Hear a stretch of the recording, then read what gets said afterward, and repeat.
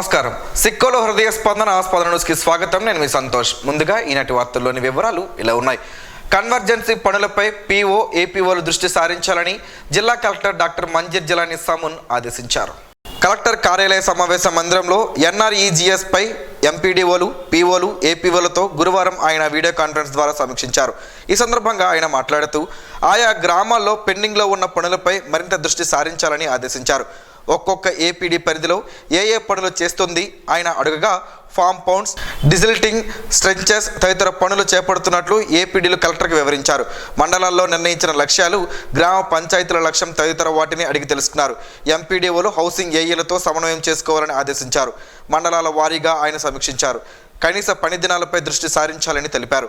పనులు చేస్తున్న సమయంలో కార్మికులకు ఓఆర్ఎస్ ప్యాకెట్లు ఇస్తున్నారా లేదా, షెడ్స్ ఉన్నాయా లేదా అని అడిగి తెలుస్తున్నారు. ప్రథమ చికిత్స తప్పనిసరిగా ఉండాలని స్పష్టం చేశారు. డ్వామా పీడీ చిట్టిరాజు ఎన్ఆర్ఈజీఎస్ పనులపై వివరించారు.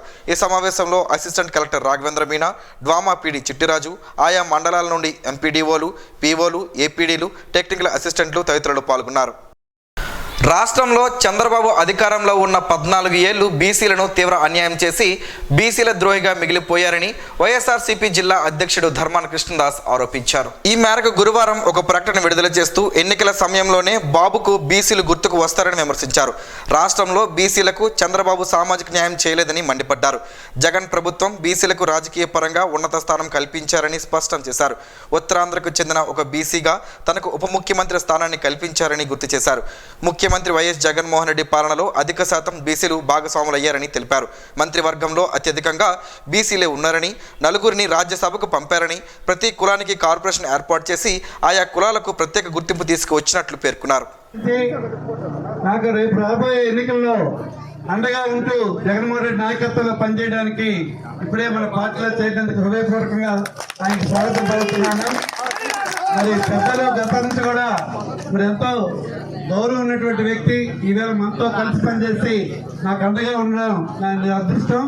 మరి ముఖ్యమంత్రి గారి నాయకత్వంలో రామేశ్వర గారి సభ్యులతో కలిసి నేను రేపు మరింత ఈ ప్రాంత అభివృద్ధి కోసం తెలియజేస్తున్నాను.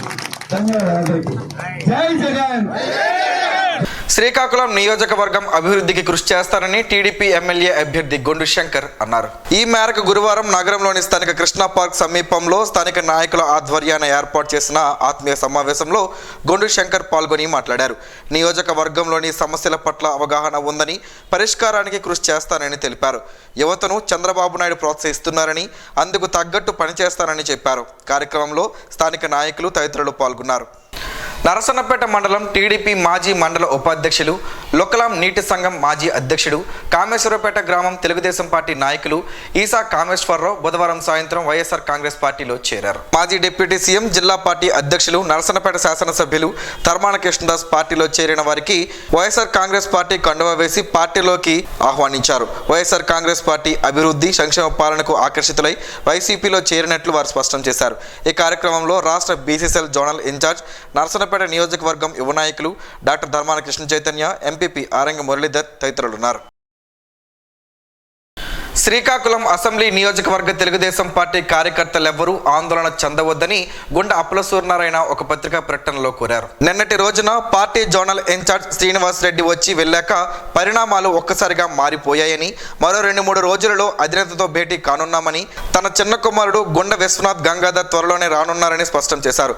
నిన్నటి రోజున మీరంతా ఎంతో క్రమశిక్షణతో స్వచ్ఛందంగా మీ అభిప్రాయాలు జోనల్ ఇన్ఛార్జ్ ముందు చెప్పడం మాకు ఎంతో సంతృప్తిని, ధైర్యాన్ని ఇచ్చిందని, ఆ సంతృప్తితో అధినాయకుడి పిలుపు మేరకు మేము మీ అందరి అభిప్రాయాలతో ఏకీభవిస్తూ ఆయనను కలిసేందుకు మేము సిద్ధంగా ఉన్నామని అన్నారు.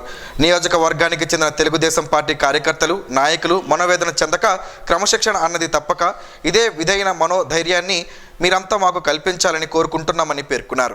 కేంద్ర ఎన్నికల సంఘం ఈ నెల 16వ తేదీన ఎన్నికల షెడ్యూల్ విడుదల చేసిన సంగతి తెలిసిందే. ఏపీలో మే 13న అసెంబ్లీ, లోక్సభ ఎన్నికలు జరగనున్నాయి. సార్వత్రిక ఎన్నికల నేపథ్యంలో కేంద్ర ఎన్నికల సంఘం ఏపీకి 3 ప్రత్యేక పరిశీలకులను నియమించింది. ప్రత్యేక పోలీస్ పరిశీలకుడుగా దీపక్ శర్మ, ప్రత్యేక సాధారణ ఎన్నికల అబ్జర్వర్గా రామ్మోహన్ మిశ్రా, ప్రత్యేక ఎన్నికల వ్యయం పరిశీలకుడిగా నేనా నిగమ్ను నియమిస్తూ ఈసీ ఉత్తర్వులు జారీ చేసింది. ఎన్నికల ప్రచారాల కోసం భారత ఎన్నికల సంఘ నియమ నిబంధనల మేరకు ఆయా రాజకీయ పార్టీలు అభ్యర్థులు ముందస్తు అనుమతి పొందాల్సి ఉంటుందని జాయింట్ కలెక్టర్ ఎం నవీన్ రాజకీయ పార్టీల ప్రతినిధులకు స్పష్టం చేశారు. కలెక్టర్ కార్యాలయంలో గుర్తింపు పొందిన రాజకీయ పార్టీ ప్రతినిధులతో 39వ వారపు సమీక్షా సమావేశంలో ఆయన మాట్లాడారు. ప్రచారాలు ఇతర అనుమతులకు సంబంధిత నియోజకవర్గ రిటర్నింగ్ అధికారుల వద్ద తప్పక అనుమతి పొందాలన్నారు. అనుమతి లేకుండా ప్రచార కార్యకలాపాలు నిర్వహిస్తే చర్యలు తప్పవని, నాయకుల ర్యాలీలు, స్టార్ క్యాంపెయిన్, రోడ్ షో లాంటి కార్యక్రమాల కోసం 48 గంటల ముందే అనుమతి తీసుకోవాలన్నారు. డోర్ టు డోర్ ప్రచారానికి కూడా అనుమతి తప్పక ఉండాలన్నారు. జిల్లా ఇంటిగ్రేటెడ్ కమాండ్ కంట్రోల్ సెంటర్ ద్వారా జిల్లా వ్యాప్తంగా మోడల్ కోడ్ ఉల్లంఘన చర్యలపై ప్రత్యేక పర్యవేక్షణ చేపట్టడం జరుగుతుందన్నారు. ఈ కార్యక్రమంలో రాజకీయ పార్టీల ప్రతినిధులతో పాటు జిల్లా రెవెన్యూ అధికారి ఎం గణపతిరావు, సంబంధిత ఎన్నికల సెల్ అధికారులు పాల్గొన్నారు. పలాస కాశీబుగ్గ మున్సిపాలిటీ పరిధిలో తాళభద్ర గ్రామం పోలింగ్ కేంద్రాన్ని, అలాగే వజ్రపకొత్తూరు మండలం అక్కుపల్లి, గునుపల్లి గ్రామాల్లో పోలింగ్ కేంద్రాలను జిల్లా ఎస్పీ జిఆర్ రాధిక బుధవారం సాయంత్రం సందర్శించారు. సార్వత్రిక ఎన్నికల సందర్భంగా పోలింగ్ కేంద్రాల వద్ద భద్రతా ఏర్పాట్లను, మౌలిక సదుపాయాల ఏర్పాట్లను జిల్లా ఎస్పీ స్వయంగా పర్యవేక్షించారు. పోలింగ్ కేంద్రాల వద్ద భద్రతాపరమైన ఏర్పాట్లను పరిశీలించి ఫ్లయింగ్ స్క్వాడ్ బృందాల పనితీరుపై ఆరా తీశారు. ప్రతిరోజు పోలింగ్ కేంద్రాలను సంబంధిత అధికారులు సందర్శించి భద్రతా ఏర్పాట్లపై సమీక్షించాలని, సమస్యాత్మక గ్రామాలపై ప్రత్యేక దృష్టి సారించి ఎన్నికలు ప్రసన్నంగా జరిగేలా పటిష్ట భద్రతా చర్యలు తీసుకోవాలన్నారు. అలాగే పలు అంశాలపై అధికారులకు ఎస్పీ సూచనలు చేశారు. ఎస్పీ వెంట కాశీబుగ్గ డిఎస్పీ బి నాగేశ్వర్ రెడ్డి, సిఐలు విజయ్ ఆనంద్, పి ఈశ్వరరావు, ఎస్ఐలు ఉన్నారు. ఫాల్గుణ శుద్ధ తదియ అమ్మవారి జన్మ నక్షత్రం స్వాతి నక్షత్రం సందర్భంగా గురువారం ఉదయం సంతోషిమాత అమ్మవారికి సుప్రభాత సేవ, క్షీరాభిషేకం ఆలయ ప్రధాన అర్చకులు మోదుకూరి కిరణ్ శర్మ నిర్వహించారు. శాస్త్రోక్తంగా శ్రీ సూక్తం విధానంగా షోడశోపచార సహిత సహస్ర నామార్చన, కుంకుమ పూజ, అష్టోత్తర శతనామార్చన, కుంకుమ పూజ, అమ్మవారి జపం, అమ్మవారి పారాయణం, త్రికాల అర్చనలు నిర్వహించారు. పెద్ద ఎత్తున భక్తులు అమ్మవారిని దర్శించుకున్నారు. ఆలయ ప్రాంగణమంతా అమ్మవారి నామస్మరణతో మారుమ్రోగింది.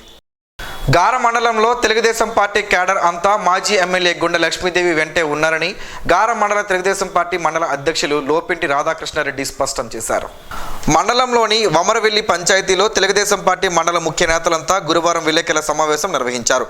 ఈ సందర్భంగా నాయకులు మాట్లాడుతూ బీజేపీ, తెలుగుదేశం, జనసేన కూటమి అభ్యర్థిగా మాజీ ఎమ్మెల్యే గుండె లక్ష్మీదేవికి టికెట్ కేటాయించాలని ముక్తకంఠంతో కోరారు. పార్టీ కష్టకాలంలో ఉన్నప్పుడు అధిష్టానం ఆదేశించిన ప్రతి కార్యక్రమాన్ని చిత్తశుద్ధితో నిర్వహించామని చెప్పారు. నియోజకవర్గంలో తెలుగుదేశం పార్టీ అభ్యర్థి గెలిచిన ప్రతిసారి రాష్ట్రంలో తెలుగుదేశం పార్టీ అధికారంలోకి వచ్చిందని, ఈ సంస్కృతిని మరలా పునరావృతం కావాలంటే లక్ష్మీదేవితోనే సాధ్యమని వారు కోరారు. చంద్రబాబు నాయుడుతో మాట్లాడిన తర్వాత టికెట్ ఇవ్వకుంటే ఇండిపెండెంట్ అభ్యర్థిగా గుండె లక్ష్మీదేవిని బరిలో నిలిపి ఆమెకు గార మండలంలో అఖండ మెజారిటీ అందిస్తామని స్పష్టం చేశారు. మండల ప్రధాన కార్యదర్శి జల్లు రాజీవ్ మాట్లాడుతూ ఆ రోజు ఎంపీ ఇంటి వద్దకు వెళ్ళింది అమ్మకు టికెట్ ఇవ్వాలని, లేకుంటే ఎంపీ స్థానంలో కూడా మెజారిటీ తగ్గుతుందని వివరించడానికే వెళ్ళామని చెప్పారు. సమావేశంలో తెలుగు యువత నాయకులు కైబాడి రాజు, వాణిజ్య విభాగం కార్యదర్శి జల్లు అబ్బాయి నాయుడు, ఎర్రారావు, అధిక సంఖ్యలో మండల నాయకులు, కార్యకర్తలు, మహిళలు తదితరులు పాల్గొన్నారు. నగరంలోని స్థానిక 7 రోడ్ల కూడలి సమీపంలో నూతనంగా ఏర్పాటు చేసిన శ్రీ కౌశిక్ జ్యువెలరీ షాప్ గురువారం ఘనంగా ప్రారంభమైంది. జ్యువెలరీ షాప్ను రెవెన్యూ శాఖ మంత్రి ధర్మాన ప్రసాదరావు సతీమణి గజలక్ష్మి చేతుల మీదుగా ప్రారంభించారు. అనంతరం ఆమె షోరూంలో ఏర్పాటు చేసిన ఆభరణాలను తిలకించారు. అలాగే శ్రీకాకుళం నియోజకవర్గం టీడీపీ ఇన్ఛార్జ్ గుండె లక్ష్మీదేవి జ్యువెలరీ షాప్ను తిలకించారు. నగరంలో నగరవాసులకు అందుబాటులో జ్యువెలరీ షాప్ను ఏర్పాటు చేయడం అభినందనీయమన్నారు. టీడీపీ ఎమ్మెల్యే అభ్యర్థి గుండి శంకర్ కూడా తిలకించారు. యాజమాన్య ప్రతినిధులకు అభినందనలు తెలిపారు. కార్యక్రమంలో ప్రముఖ వ్యాపారవేత్త పేర్ల సాంబమూర్తి, ఎండి పేర్ల కిషన్ మోహన్ కుమార్, పలువురు వ్యాపారవేత్తలు తదితరులు పాల్గొన్నారు.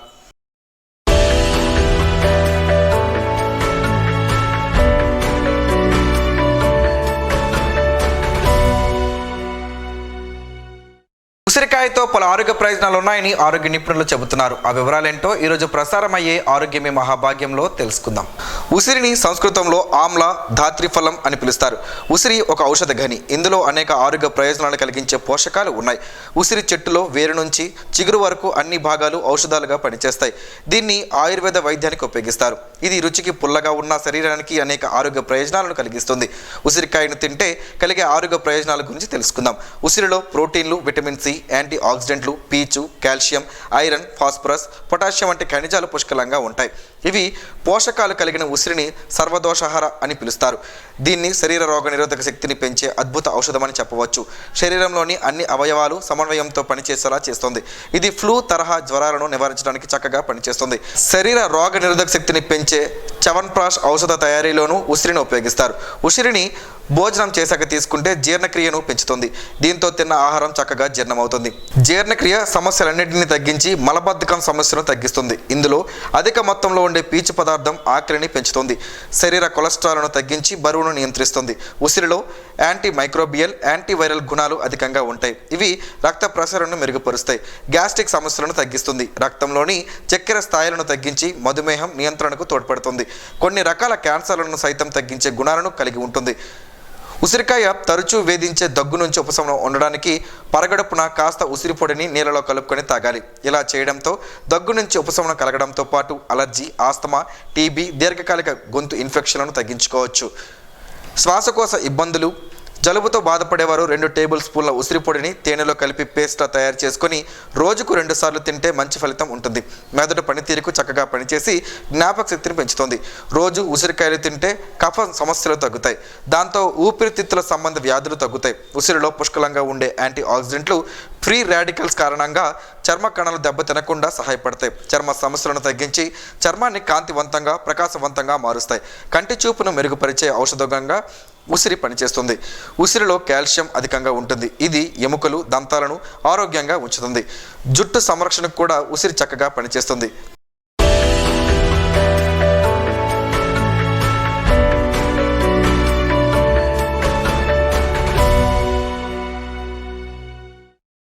అసలే ఎండాకాలం, చాలా ప్రాంతాల్లో తాగేందుకు నీరు దొరకకపోతుంటే సిక్కోలు కార్పొరేషన్ పరిధి కృష్ణా పార్క్ వద్ద కొలాయి నుంచి మంచినీరు వృధాగా పోతుండడంతో పలువురు ఆందోళన వ్యక్తం చేస్తున్నారు. కృష్ణా పార్క్ గోడకు ఆనుకొని ఉన్న మంచినీటి కొలాయి నుంచి నీరు ప్రతినిత్యం వృధాగా పోతుందని స్థానికులు చెబుతున్నారు. కొలాయికి ఉన్న టాప్ బాగోలేకపోవడంతో నీరు వృధా అవుతుంది. ఎప్పటికైనా మున్సిపల్ అధికారులు స్పందించి నీటి వృధాను అరికట్టేలా చర్యలు చేపట్టాలని స్థానికులంతా విజ్ఞప్తి చేస్తున్నారు. వేసవి దృష్ట్యా నీటి అవసరం ఎంతో ఉన్నప్పటికీ కొన్ని ప్రాంతాల్లో ఇలా నీరు వృధాగా పోవడం బాధాకరమని సంబంధిత అధికారులు దృష్టి సారించి మంచినీటిని పరిరక్షించాలని స్థానికులు కోరుతున్నారు. ప్రత్యక్ష దైవం ఆరోగ్య ప్రదాత శ్రీ సూర్యనారాయణ స్వామి వారి హుండీల్లో భక్తులు వేసిన కానుకలను ఈరోజు లెక్కించినట్లు ఆలయ ఈవో చంద్రశేఖర్ తెలిపారు. ఈ సందర్భంగా ఆయన మాట్లాడుతూ గత నెల 27 నుండి ఈ నెల 28 వరకు అనగా 31 రోజులకు గాను నోట్ల రూపేణా 41,45,262 రూపాయలు వచ్చాయని, అలాగే చిల్లర రూపేణా 1,64,393 రూపాయలు కలిపి మొత్తం 43,09,655 రూపాయలు ఆదాయం వచ్చిందని స్పష్టం చేశారు. గురువారం ఉదయం 8 గంటలకు ఆలయ అనివెట్టి మండపంలో శ్రీ హరిసేవ వారితో లెక్కింపు జరిపామన్నారు. అలాగే బంగారం 61 గ్రాములు, వెండి 1 కేజీ 600 గ్రాములు, విదేశీ మారక ద్రవ్యం నోట్ల రూపేణా యునైటెడ్ స్టేట్స్ ఆఫ్ అమెరికా $18 వచ్చాయని తెలిపారు. ఈ కార్యక్రమాన్ని శ్రీకాకుళం జిల్లా దేవాదాయ ధర్మాదాయ శాఖ అధికారి ప్రసాద్ పట్నాయక్, ఆలయ అనువంశిక ధర్మకర్త ఇప్పిలి జోగి సన్యాసరావు, ఆలయ ప్రధాన అర్చకులు ఇప్పిలి శంకర్ శర్మ పర్యవేక్షించినట్లు తెలిపారు. ప్రచార కార్యకలాపాలకు ముందస్తు అనుమతులు తప్పనిసరిగా తీసుకోవాలని జిల్లా కలెక్టర్, జిల్లా ఎన్నికల అధికారి డాక్టర్ మంజీర్ జిలానీ సమోన్ స్పష్టం చేశారు. గురువారం ఆయన సారవకోట, జలుమూరు, పోలాకి మండలాల్లో పర్యటించారు. సారవకోట, జలుమూరు, పోలాకి మండల తహసీల్దార్ కార్యాలయాల్లో ఎన్నికల ఏర్పాట్లపై ఆరా తీశారు. జలుమూరు, పోలాకి మండలాల్లో పోలింగ్ స్టేషన్లు సందర్శించారు. అలాగే జలుమూరులో ఎఫ్ఎస్టీ బృందాల పనితీరును పరిశీలించి అనంతరం సంబంధిత అధికారులకు కీలక సూచనలు అందజేశారు. ఈ సందర్భంగా జిల్లా కలెక్టర్ మాట్లాడుతూ కేంద్ర ఎన్నికల సంఘం దిశానిర్దేశాల్లో ఎటువంటి తేడా వచ్చినా అందుకు సంబంధిత అధికారులు బాధ్యత వహించాల్సి ఉంటుందని సూచించారు. ప్రచార కార్యకలాపాలకు ముందస్తు అనుమతులు తప్పనిసరి అని అన్నారు. అలాగే ఎలక్ట్రానిక్ ఓటింగ్ యంత్రాలు పటిష్టంగా పనిచేసే విధంగా ముందుగానే తగు ఏర్పాట్లు చేసుకోవాలని, పోలింగ్ కేంద్రాల వద్ద పటిష్ట బందోబస్తు ఉండాలని స్పష్టం చేశారు. ఈరోజు వార్తల్లో ఒక మంచి మాటను విందాం, ఆచరిద్దాం. సమాజ శ్రేయస్సును కాంక్షించే మహనీయుల మాటల్లోంచి ఈరోజు. జీవనం గమనం గమ్యం. ఋషి చింతన. అంతర్మథనంలో ప్రతి మనిషి స్త్రీగానో పురుషుడుగానో విడిపోయి తపిస్తాడు. చింతనలో ఉన్న ఋషి స్త్రీ పురుషుడుగా కలిసి ఉండే త్యాగం చేస్తాడు. మనస్సు ఎప్పుడూ ఒక శ్వాసతోనే నృత్యం చేస్తుంది. హృదయం ఎప్పుడు గాయత్రీ చైతన్యంలో రెండు శ్వాసలతో నృత్యం చెయ్యును. ఓం శ్రీ గాయత్ర్యై నమః. స్పందన ప్రేక్షకుల కోసం స్పందన న్యూస్ని ఇప్పుడు యూట్యూబ్లో అందుబాటులో ఉంచడమైంది. SDV స్పేస్ స్పందన అని టైప్ చేసి వీక్షకులు తమ అనుకూలమైన సమయంలో న్యూస్ని వీక్షించగలరు. ఈ వార్తలు ఇంతటితో సమాప్తం. మరలా ప్రసారమయ్యే స్పందన న్యూస్లో కలుసుకుందాం. అంతవరకు సెలవు. నమస్కారం. మీ మాటే మా బాట.